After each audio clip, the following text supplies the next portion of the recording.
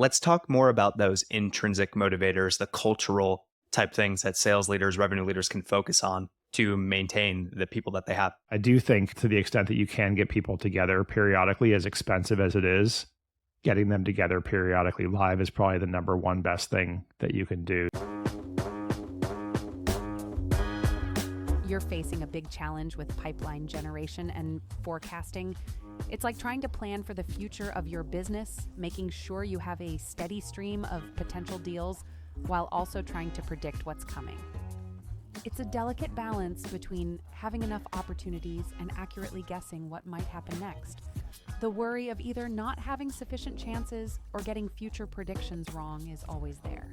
This proves the urgent need for effective strategies that not only bring in a steady flow of potential deals, but also improve your ability to anticipate and handle the uncertainties that lie ahead. Jeremey Donovan is the EVP of Revenue Operations and Strategy at Insight Partners, where he specializes in accurate forecasting and pipeline generation. In this episode of the Run Revenue Show, Jeremey discusses the disciplined evaluation of pipeline contributions, the importance of enterprise account executives self-sourcing, effective tactics for prospecting, the power of accurate forecasting, and more. Stay tuned throughout the full episode to hear Jeremey share how he successfully created disciplined pipeline management and forecasting to achieve sales goals. I'm Kyle Coleman, CMO at Clary and host of the Run Revenue Show. Every Monday, I give you behind-the-scenes access to executive conversations with the best revenue pros in the world and get their tips, strategies, and real-life stories for stopping revenue leak, achieving revenue precision, and leading their teams to success. Are you ready to run revenue? Good news. Find the Run Revenue Show wherever you get your podcasts and tune in weekly for new episodes. This is Run Revenue Show with Kyle Coleman. Hello, everybody, and welcome to this episode of the Run Revenue Show. I'm thrilled to be joined today by my friend, Jeremey Donovan. Jeremey is a operating advisor for Insight Partners, and prior to that, has worked in revenue technology companies and been a head of strategy and all the things. Jeremey has a great perspective on so many things that are top of mind for revenue leaders, operations leaders right now. And I will let you, Jeremey, introduce yourself. Tell us a little bit. Who are you? Where you been? What do you do now? Super psyched. I'm definitely a fanboy. I listen to your podcast all the time. I take long walks almost every day, either in the early morning or later at night. This show is on my regular playlist, so I was actually listening earlier to you. I love all the things. That's probably a pretty good description. The short version of it, because I think it's relevant, is that I was a semiconductor engineer originally, and the engineering mindset about how to solve problems and approach things with data and statistics is near and dear to my heart. Many evolutions since then, as folks who can see video can tell, like less hair and there is of it is almost completely gray. So I eventually found my way into revenue strategy and operations, which has really been a blast because there's so much interesting work still being done on codifying process, on codifying the change management side of people, and then on understanding like really geeky data-driven stuff. I was modeling. My boss asked me yesterday to think about quota attainment. What's the relationship between the percentage of people who meet or exceed quota, and then how that actually translates into the company meeting or exceeding quota? And you get into fun statistical distribution. So I cracked open R, which is a statistical programming language, and got to do some fun stuff there. Yeah, I'm always geeking out. A man of many talents. And now you made your way to Insight Partners, which is frankly something of a departure from where you'd been in the past. How'd you end up at Insight Partners, and tell us a little bit about what they do? I always told myself that I would never go into financial services, and reluctantly, I guess I'm in financial services right now. The Insight has about $80 billion of assets under management. We're a large venture capital firm, over 500 portfolio companies. And why I ended up here is twofold. One is Insight invested in the prior company I was at for 4 years, which was SalesLoft. And I really came to love the advisory group that's here. So I got to join that group, which is a little bit of a dream come true. Another reason why I'm here is I'm a learning machine. I love to read. I love to consume podcasts and so on. This is just this incredible opportunity to talk to all these different portfolio companies. And frankly, I had gaps in the things that I knew and wanted to learn.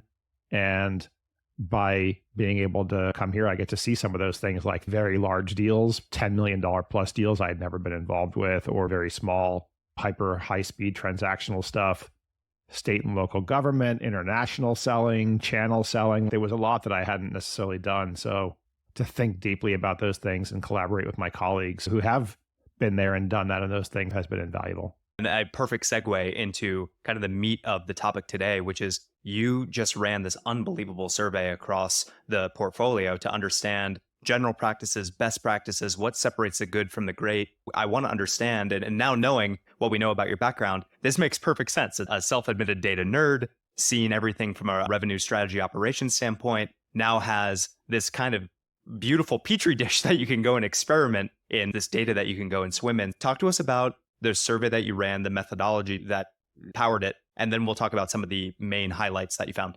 The bridge here is basically at SalesLoft, I was able to go through tens of millions, if not hundreds of millions of data points to pull out best practices around should you say hi or hey or hello or what have you. So that stuff was so great. I was a kid in a candy store on that. And then when I got to Insight, I had to ask myself a parallel question is how can I add value using data? To the point you were mentioning earlier, there's a lot of practices out there and a lot of pundits who say, do this, do that, do the other thing. And they're all good ideas. I don't think any of them are necessarily bad ideas. It's rare that someone says do something that's incredibly stupid and that gains traction. But there's like too many good ideas. What I wanted to do was I wanted to go out to our portfolio companies and then a few kind of folks in my RevOps friend network and say, hey, like I need a measure of whether you're successful or not. And I appreciate if you're not one of our portfolio companies, I don't necessarily know what your performance was. So I'm going to ask you this question. And the question is, relative to your closest competition, how have you performed over the last 12 months? And it's like a safe question.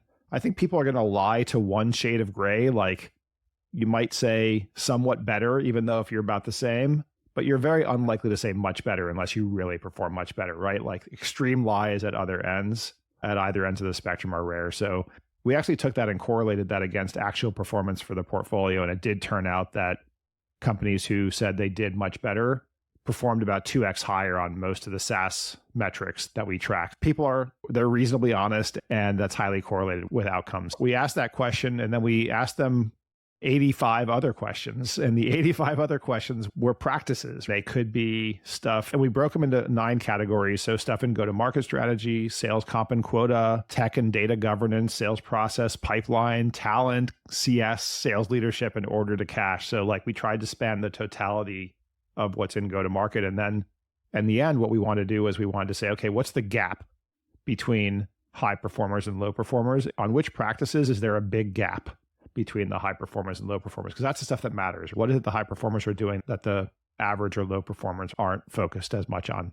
I'm so excited to dig into these results. And what's so interesting, Jeremy, is as we hear from CROs and heads of RevOps, we keep hearing this kind of same common thread from all of them, which is revenue is not just an outcome that happens at the end of the quarter for our business. We treat revenue like a business process, and we break that business process down into all of its component parts, and we optimize each of those component parts where we can. I feel like the sub-processes that make up the broader revenue processes is exactly what you're calling these different practices that exist across and in the end-to-end revenue process. Thinking about and being able to break down those independent moments, understanding they're part of a greater whole, is critical to optimizing the output that you get. Let's start wherever you'd like to start. I think a top 3 or top 4 that we're going to explore. What were some of the practices that best predicted results? In each one of these 9 categories, I don't think anything is necessarily going to surprise you. We can dig, I think, a little bit into some of the how-to piece. If I were to look at pipeline and forecasting, for example, the thing that popped up is where there was the number one gap between the high performers and the low performers was we have a large enough pipeline to achieve bookings goals in each period, given our sales cycles and win rates.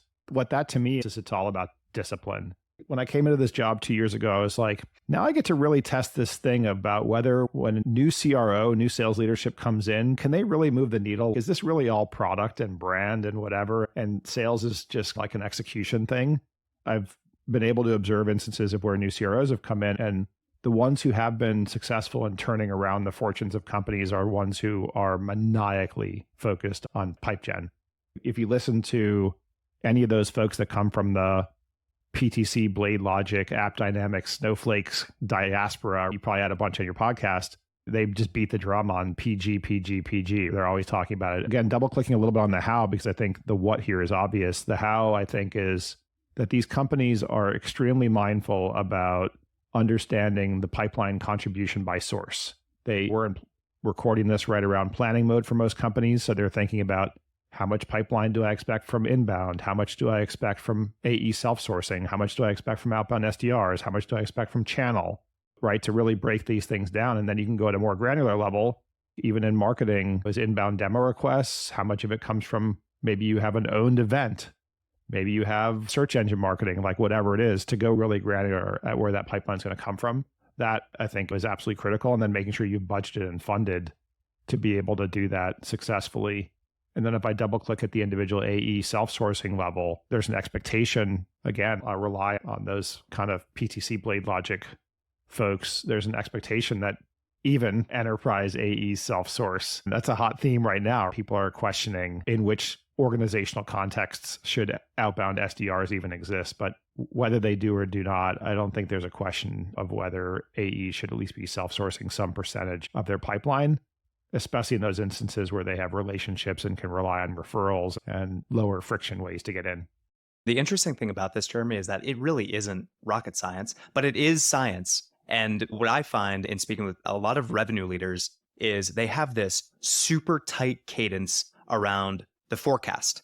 So how much are we going to close? What deals are in commit? What's the path to close? All these things, they have super rigidity around this, where they've got forecasting calls on Mondays and team calls on Tuesdays and big deal reviews on Wednesdays. And the cadence is very well documented and very well adhered to. But then when it comes to the top of the funnel, that same kind of pipeline creation cadence is non-existent.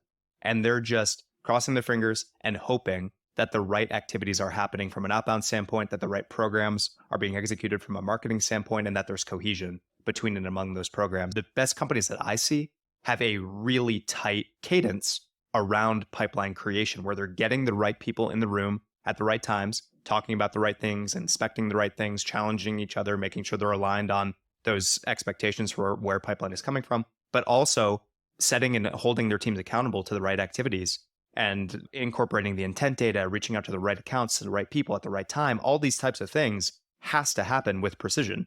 It requires revenue leaders to really lean into creating and adhering to that same cadence that they do at the bottom of the funnel. The other thing I would add, and listening to another podcast, I only recently discovered the Revenue Vitals podcast with Chris Walker.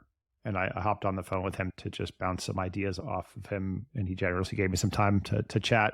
He's really stressing, and I totally agree, having been a CMO myself in part of my journey, that there's a switch going on in a lot of the way we think about go-to-market. And the switch is all tied to efficient growth, not growth at all costs, but efficient growth. And in the efficient growth world, it's not enough to generate pipeline. That's a bit of a vanity metric, pipeline by itself or MQLs by themselves. I think that the change is that we're tracking these channels through to closed won business. That I think is an eye opener for people, especially on the outbound SDR side and even on other sides, content syndication, that you might have generated a whole ton of MQLs, but if those didn't convert down the road, you got to really question the economics of that channel, or at least it points a spotlight on it so that you can optimize. What's so interesting, and I'm curious if you see this in the data, Jeremy, you mentioned, should AEs be self-sourcing? Should enterprise AEs be self-sourcing pipeline? I see this pattern over and over again when we look at the data, our own data here at Clary, but also at some of our customers' data, is the highest velocity, highest win rate pipeline is sourced by AEs. I've seen it over and over too. Everywhere I've worked, I've definitely seen that. I think there are extenuating circumstances for why that is. For instance, back at SalesLoft, I looked at it, and when I double clicked, the ops that the enterprise AEs ended up closing were prior closed lost ops. So they already had the relationship. And if you start the clock at when the new op was generated, sure, it was faster, velocity, bigger deal size and whatever. But yeah, I do think, yes, the enterprise reps cherry picked the best of the ops, but fine. This is Moneyball. The intent is not to give those ops back to people who don't have relationships. So I do think they need to be self-prospecting, and maybe that's a day a week, a half a day a week. Like, it's not a humongous amount. It's not a humongous burden. I know we're drifting a little bit, but I think it's useful. SDRs are basically cost arbitrage, and they cost you less than hiring an enterprise or mid-market or SMB even salesperson, but they're going to be a little less effective because they just don't have as much tenure and they don't necessarily know how to engage at the same level. I'm sure there are some SDRs who are better than AEs, but statistical distribution wise, the average SDR still has some stuff to learn. But in a slower business, which we've been in, particularly in the SaaS, selling to SaaS world, in a slower business environment, AEs have a little more time on their hands. So you're not really getting as much of the benefit of the labor arbitrage as you used to have. I think that's part of what's shining a spotlight on this as well. I think that's spot on. I would say what we try and focus we have both AEs and what we call RDRs, revenue development. We have both internally. I understand many companies have either one or the other, or maybe just full cycle reps. But if you do have both, my advice to you is one, try and hold your AEs accountable for self-sourcing pipeline. And B, the tactics that you hold them accountable to need to be in addition to something that the RDR can already do. If they're just duplicating effort and sending the same mass emails, what are you doing? There's no lift there. We have our AEs focused on referrals. We have them focused on, like you said, re-engaging close loss opportunities. We have them focused on coordinating in-region dinners and events for VIP type profiles. The types of things that is just harder for an RDR to execute for a variety of reasons. And then the second thing I would say is when they are co-prospecting into accounts, that is a huge lift. We see a huge lift in response rates and meeting rates and pipeline, and then the velocity and speed of that pipeline as well. Making sure that the AE and the RDR are working together to define the account plan, define the strategy for the messaging, divide the labor for who reaches out to who when. It's a huge lift, and it's something I would highly recommend companies take more seriously. I was also pulling out your dinners mention because that was another Chris Walker special that resonated deeply with me. That was one of our most effective closing mechanisms, especially for late stage stuff at Sales Loft, to host dinners and really intimate, maybe maximum 12-ish people. We were super in the weeds methodical about this, like down to seating assignments. And if we had two big companies there, we wanted to make sure they were sitting at one end of the table versus like the micro SMB companies sitting at the other end of the table. And we were like happy customer, prospect, salesperson, happy customer, prospect, salesperson. So we're very intentional about the orchestration there. I have attended a few of these lately, and it feels like folks are having a harder time filling the dinners than they used to. I don't exactly understand why. I was talking to someone else about this, and they were saying back when everyone was in the office, it was like you go from the office out to dinner and whatever. But now you're at home, and it means you're schlepping into the city or schlepping somewhere when you've just been sitting there in your t-shirt and shorts. Maybe there is a little bit of a post-COVID switch on how people perceive these things. Maybe just ups the game, though. I do know when I've been invited to something that was like at a Michelin star restaurant, I'm going to show up, and people are much more likely to show up. So I think you can't be penny wise and pound foolish on that stuff. It's worth investing in those things. And what's so funny about it, Jeremy, is we have no problem from a performance marketing kind of direct response standpoint, spending hundreds of thousands of dollars on Google to get terrible results. But we are so nickel and dime about spending a couple $1,000s on a nice dinner. So maybe we have our priorities wrong here. So hopefully the marketing team can make the right trade-offs. Okay, so to summarize, pipe gen and a hyper focus on an always on pipe gen motion across all the different sources, setting the right targets, holding the right people accountable, ensuring that cadence is there. That's a number one differentiator that's predictive of higher or lower performance. That one's a really good bridge to another one, which is our seller attrition rates are well below industry standards, so basically minimizing attrition. You could argue that cause and effect here. These are correlations, not causations. You could say that high-performing companies tend to have less attrition because people are hitting quota and they stick around. I think the flip side of this relates to what we were just talking about is, why is it that an elite enterprise seller does have higher velocity? Why are they more successful? I think maybe obvious, but what I've observed is that your more tenured reps have more stories. And pundits say add value. It's really hard to figure out how does a salesperson actually add value to someone who is in the industry and knows their job way better than the salesperson does, knows their company way better than the salesperson does. And the way you add value is to talk about use cases and stories, and not just self-serving stuff, but use cases that might give ideas to people about how they can use your product in additional ways that they might not have thought of, or just be even more successful on the implementation side of it. This concept of being able to hold on to your talent basically is absolutely critical. And it's probably gotten a little easier now, but it's a combination of not just compensation. There's all kinds of intrinsic motivation and cultural things that have also gotten harder, obviously, in a post-COVID world where people are not all together. The winning culture and the self-fulfilling prophecy of success is pretty clear and hard to argue that. Let's talk more about those intrinsic motivators, the cultural type things that sales leaders, revenue leaders can focus on to maintain the people that they have. So much of it obviously is recognition. What can you do? There was all these studies. I read a ton of everything, fiction and nonfiction. For a period of time, I was reading a lot of studies on like employee satisfaction. And back in the day, one of the big ones, Gallup ran a survey, and one of the big ones was, I have a friend at work. So to the extent, right, that you're getting people together with some frequency so that they can interact and build friendships, that's probably one of the best things that you can do. The other stuff is, around recognition and rewards is, how do you ring the virtual gong in a way that people are celebrated for the work that they do, share and showcase, and lots of different mechanisms for doing that. I do think to the extent that you can get people together periodically, as expensive as it is, getting them together periodically live is probably the number one best thing that you can do. If you're on the fence about whether you can do it quarterly, I don't know, but at least twice a year, like a half year kickoff I think is a really smart thing to do to get folks together and leave a lot of time for just social time. I don't think you need to fill it with content the whole time. An incredible shot in the arm getting folks together. We had our in-person kickoff at the beginning of the year, and we had a mid-year kickoff after our Groove acquisition.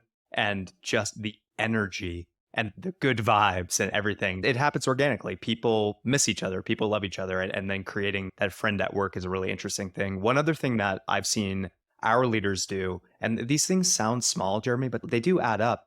Our leaders are very intentional about, we have these devices, we all have them, they're called phones, and they pick up and use the phone and just call people. So during our executive meetings, our CEO, Andy, he's really intentional about saying, who is delivering great work right now? Give me the 3 or 4 sentences about what they've done, what the impact is, and I'm going to go make my 12 calls this week to those people. And that is just such a cool way. And everybody loves, at first they were a little nervous receiving a phone call out of the blue from the CEO, but once they realized that it was a good thing, everybody really loves it, respond. An attaboy or attagirl from someone in high authority. And it even goes further, I think, when that thing matters to the person. Like for me, you could tell I geek out on technical stuff. Sometimes I'll spend an inordinate amount of time on something that I don't know if anyone's ever going to see it, but it's worth it to me. I had a little bit of free time over the Thanksgiving break, and I'd always been bothered by this thing of basically, how should I set up my revenue org? Should I have AEs or AEAMs, or should I have CSMs or TAMs, product overlay specialists, sales engineers, like all the things? And a lot of times the answer is it depends. And yes, it does. It depends on the nature of your organization, but there's a finite set of things it depends upon. And those finite set of things it depends upon can go into a decision tree. And then a decision tree can be programmed into code. That was my Thanksgiving project, was building out decision trees. And I had some help, not during Thanksgiving, but before Thanksgiving on the decision trees with some of my colleagues. During the Saturday, Sunday of Thanksgiving break, I wrote like 1,000 lines of code. And you just put in, all the user sees is they see a survey with 10 questions, but then behind the scenes, what the code is doing is it's going through the decision trees and saying, okay, given the context of your organization, you should or should not have SDRs, you should have AEs versus an AMs versus an AEAM, and so on and so forth. So it's like a rev org builder. My story on that one is I mentioned it to my boss, but then he mentioned it to his boss, and his boss gave me an attaboy. And I felt great about that. And I don't know, I would like to think I'm old enough and self-confident enough that I don't need attaboys anymore, but I do. I'm a human. Can people access that? I think I have a good CPU, but I have a really terrible hard drive is the way I describe my mind. And because of that, when I joined Insight, I started to take every substantive question I got from our portfolio company I could anonymize and keep the appropriate confidentiality. I put the answer to all those questions on this site. It's just revenue-playbook.com. All this kind of stuff that I monkey around with and spend way too many hours onto that revenue playbook. There's a page on there I think it's called like org structure or org builder or something. You just go there and it's all ungated. It's just deep answers, sometimes very esoteric things. Someone asked us about ramp plans recently for account executives. And what if you hire them on February 1st or October 15th or this or that? So that kind of stuff is the kind of stuff land on revenue-playbook.com. This is incredible. Revenue-playbook.com. We'll leave it in the show notes so that people can see it. But my goodness, you've just spoiled my weekend. So my wife thanks you in advance. Hopefully, people get some value out of it. Let's move on to number 3 here, the third indicator or potential indicator of success for high-performing teams versus not. It had something to do with how sellers are mapping influencers and stakeholders across deals. Talk to us about that. In sales process, we asked 12 different questions. And the one that boiled up to the very tippy top on sales process was sellers are mapping stakeholders and influencers in the sale. I almost wish I had split this by pre-sale, new logo acquisition, and post-sale, but I think it's true of both. Again, this is something everyone knows, but the top performing companies were much more consistent about mapping the stakeholders. What does that mean? It means you are identifying who they are, what their interactions are, what their disposition towards your company, and what type of buyer are they. I love the Miller-Hyman framework of user buyers, technical buyers, and then who's your champion, and obviously your economic buyer. For folks who have not seen that framework before, technical buyers doesn't necessarily mean IT. It means people that are in the evaluation. They're usually people who can say no, is how it's often described, but like their legal, their privacy and security, their procurement, like people who are not necessarily going to be using or getting direct business value out of it, to map all those out. I'm reading right now Nate Nasrella's book, Selling With, and really enjoying it. I mean, I read a lot of sales books, and a lot of them I'm happy if I get one nugget out of, but this one I'm highlighting page after page. And he has an interesting take on this mapping process. Is a useful add here, which is he also talks about not just mapping them out, but thinking about the orchestration. Who do you talk to in what order?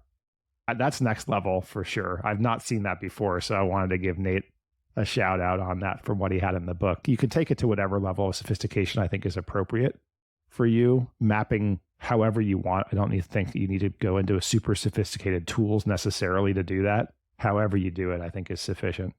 Now, if you use Clary Align, I wouldn't begrudge you. You mentioned briefly that this applies both to new logo and expansion. For some reason, and I could be wrong about this, Jeremy, but I don't feel like our revenue leaders provide as much rigor on the expansion side of the house as they do on the new logo side. They say, hey, we won this deal through this stakeholder. We're just going to keep going back to this stakeholder to sell this new product or to upsell or whatever it may be.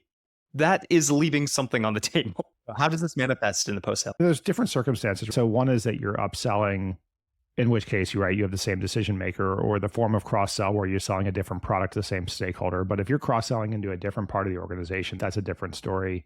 I think the other big risk in just going back to the exact same well and the exact same horses I don't know, mixing metaphors here, drinking out of the well, is what's their biggest risk in churn? It's executives leaving. And if you just go back to that same decision maker all the time, if that decision maker gets promoted, moves to another part of the business, leaves the business, then you're in big trouble. So you need to multi-thread no matter what to map the influence and authority throughout using a John McMahonism here, to map the influence and authority of these people, I think is absolutely critical. It's such an enormous form of revenue leak when you're single threaded at a customer account and that single thread falls apart or moves to a different part of the company or whatever, and then you're at immediate churn risk.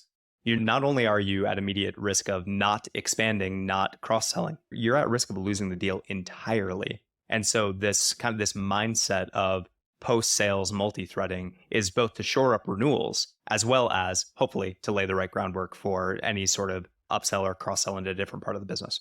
By the way, on the post-sale part, it is a component of something that maybe that's why you don't hear about it as much, is it's a component of account planning. I think it's the number one. The most minimal account plan would have an account map and then would have an opportunity plan. Those would be the two biggest components. You can throw some more stuff in there, but I think those are the two big components. In that context, at least, I think they're doing it. Account planning gets such a bad rap, Jeremy. People think it's the most boring, menial work. It's so important. It's the foundation for everything else. You can't build a skyscraper on top of no foundation. One of my favorite Dreamforce sessions of all time was actually Salesforce people talking about account planning at Salesforce, very meta.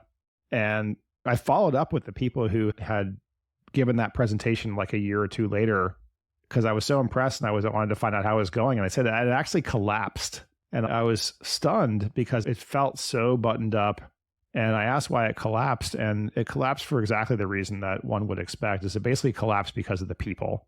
The nature of the org at that time was like the head of Europe, or even the head of European financial services, whatever, was a little bit of their own chief and could decide for their team, not everything, but some of these things like account plans, because not everyone bought in the same way. It just became impossible. One of the pieces of advice I give companies when they're thinking about account planning initiatives is you must have the CEO and CRO aligned. They must care. They must expect. They must inspect over and over again. Like you have to be bought in. Otherwise, it will fall apart. I also just advise people to go really minimal at the beginning. No more than 2, maybe 3 account plans per rep maximum. And that you may never actually exceed that because it's just too hard to maintain. So 2 or 3 account plans per rep. And again, yeah, just beat the drum on that stuff. Like another area where, yes, there are tools and technologies, but I think that's all strategy is people, process, technology in that order. Don't worry, get it working. And then if it's working, throw it in the tool to streamline things to optimize later on. But before that, you can do your account plan in a Google Doc, in a whatever, wherever you want. Build the muscle. You got to build the muscle. I think the mistake a lot of people make with technology in general is they expect the technology to be the silver bullet. But like you said, the people and process comes before that. You got to get the mindset of the people. You got to get some form of process first, and then the tech is the third consideration. So that's really well said. So those are the 3 main things we were going to discuss today: pipeline generation and pipeline coverage, the importance of minimizing attrition and maximizing career development, professional development, and then the importance of account planning and mapping influencers and stakeholders. And I'll give a +1 to the Nate Nasrallah book, Selling With. He sent it to me in the mail and I just tore through it because it is the same thing. I ran out of ink in my quill. Any other headlines that you want to fire off? I think you hit the main ones. The only one we didn't really talk about is another significant one that in this world of trying to find efficiency, a lot of people are putting a lot more emphasis into channel. It's just a very, compared to any kind of outbound, whether that's from AE self-sourcing or SDRs, if you can have someone else give you a warm intro that already has a relationship and so forth, like that's powerful. So one of the big ones is we actively manage channel partner conflict using rules of engagement and systems. Sometimes these questions may have other things behind it. I think the other thing behind it is that we have a channel partner program, high correlation with success. And I'll also say on our team, we have a couple of, in fact, 2 dedicated channel advisory experts. And I outsource whenever I get a channel related question, I outsource to them, but then I listen to the calls. And what I've taken away from that is this is not an overnight thing. It takes 12 to 18 months. If you go from a cold start, it's easily 12 to 18 months to set up a channel partner program, I think is piece 1. Another piece I discovered is if you set up a channel partner program, these channel partners are going to instantly start bringing you business. There's a very clear, I was going to say chicken and egg, but no one knows what came first. Here we do know what came first, which is you bring the partner deals. And that is how you earn reciprocity from the partner to bring you deals. To understand kind of those things is super critical. Thank you so much, Jeremy. We have a bonus question that we did not prepare you for, but I believe you are the most prepared guest to answer this question that we've ever had on the podcast, which is, what would be a book that you would recommend to revenue leaders or revenue operations leaders that's had an impact on your career? Could be fiction, could be nonfiction. Can I throw out more than one, or you just want one? Or rattle them off. I'll just give a bunch of good ones. Selling With, we talked about already. McMahon's book, Qualified Sales Leader, awesome. A recent one that I really liked, another recent one I really liked was The Jolt Effect, because I love the message there, which is the beginning of the sales cycle is all about establishing more value. The back half of the sales cycle is all about managing perceptions of risk, but really important to remember. Then, like, how do you do that? You should get Matt Dixon on it. There's lots more of goodies, but oldies, but I'll leave that on the sales side. And then, yeah, I read a lot of sci-fi, I read a lot of literary fiction, and also some unusual stuff. I think maybe the 3 or 4, I'm a book or 2 a week person. I'm finishing up Mortuary Confidential right now. It's exactly what it sounds like. It's a nonfiction book about the funeral director business. It's macabre, but interesting. And good sci-fi recently, The First 15 Lives of Harry August. Really good and thoughtful book. But yeah, I could go on, but those are some of the recent ones. I love this, Jeremy. I'm envisioning you around the Thanksgiving dinner table talking about Mortuary Confidential and the data analysis and R that you're doing. Just the life of the party. You're the first person I've mentioned that I'm reading that book to, by the way. It's actually quite a popular book, but it's, I think, based purely on the macabre title. I don't know that it's good dinner conversation at all. This has been amazing, Jeremy. Thank you so much. Where can people go? We know they can go to revenue-playbook.com to learn more. Anywhere else they can go to learn more about you, learn more about Insight? Yeah, if you want content, Revenue-Playbook is great. I also put book summaries and podcast reviews on sellingsherpa.com, another just ungated blog. And then otherwise, I try to post something on LinkedIn almost every day. If you want to connect with me on LinkedIn, I'm certainly down with that. Insight, we don't really advertise, but there is a website, insightpartners.com. But otherwise, the VC business is not outward promotion business. There you go. There you go. Jeremey Donovan, operating advisor at Insight Partners, talking all about best practices versus good practices. This has been super enlightening. Thank you so much for the time. Awesome. Thanks, Kyle. It's a treat. That is a wrap for this episode of the Run Revenue Show. Don't forget to like, rate, review, share with a friend or a colleague, and we will catch you next week. Thanks, everybody. Don't let what you heard today go to waste. Take 2 minutes to download today's checklist to get your priorities in line for the week. You can find that linked in our show notes. And if you liked what you heard, make sure you give us a 5-star rating and leave a review. We'll be back next Monday with more to help you win your week.